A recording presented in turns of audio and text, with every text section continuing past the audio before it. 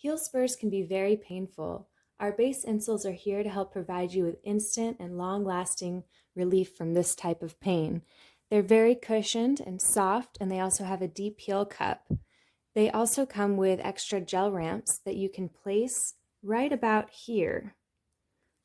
Have the thinner side more towards the middle, and then have the thicker side so that it drops off right before your pain point.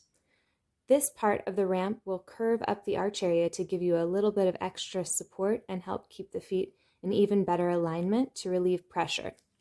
You'll just peel off the protective film on the back to reveal the adhesive and stick them down. If you try them out and the placement is too far back towards the heel, no problem.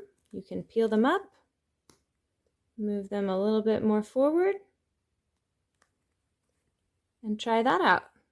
If the gel ramps end up getting dirty and less sticky, you can simply rinse them under water, scrub the dirt off, set them out to air dry, and the adhesive will renew so that you can use them again.